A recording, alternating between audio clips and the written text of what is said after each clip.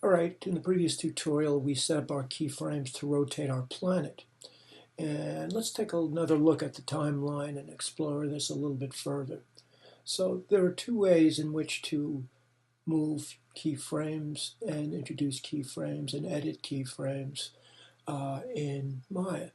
The first way would be through the timeline, and that's what we're going to concentrate on for this project. We'll get into more advanced techniques through the graph editor once we get into the next semester in CPH 21. All right, so with that shape selected, my keyframes appear in the timeline. If it weren't selected, they would not appear. So I'm going to click on that.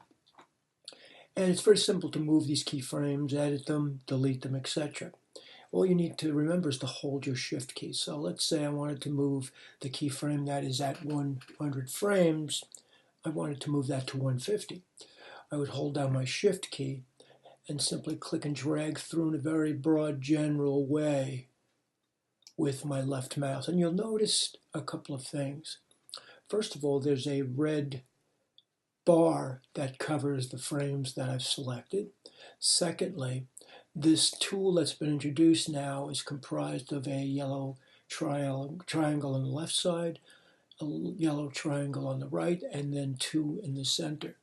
So, because I've only selected one keyframe, the double triangle in the center is the only one that really is going to allow me to do anything to this keyframe. You'll also notice that the keyframe has been highlighted yellow.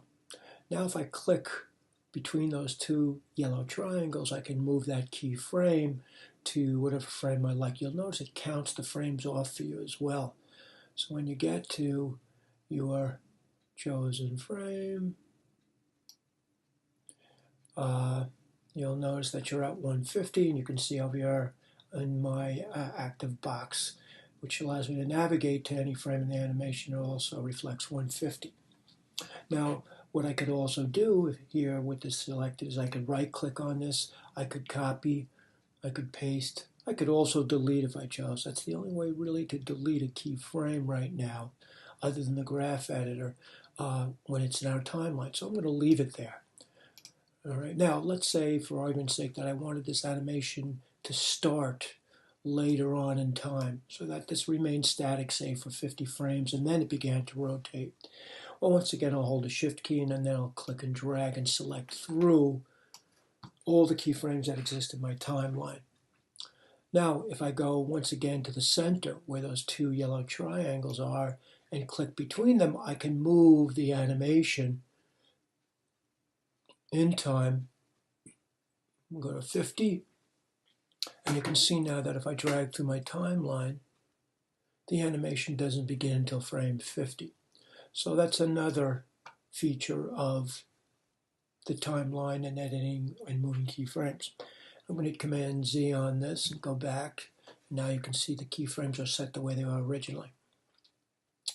All right, so let's go ahead and let's animate the flames, or that ping texture map that goes around the circumference of our planet. So once again, I'll go back to the beginning of the timeline. I've selected my surface. I also want to rotate that on Y, so once again I'll right click on rotate Y, choose key selected. I'll keep it somewhat consistent, so I'll go to 150 in my timeline. And in this one, I'm going to put minus 360, so it goes in the opposite direction.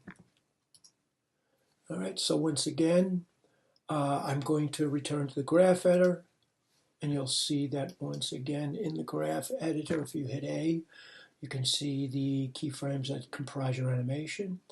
I will mark key select them. I'm going to click again on that single blue line with the yellow box. I'm going to click on rotate Y, and I'm going to choose curves, post infinity, cycle. I'll close that out, and now I'll play my animation, and they both should rotate for the duration of my animation. So if I were to extend my animation time to say 600 frames, and then play my animation, they will continually spin in their assigned directions for the lifespan of the animation.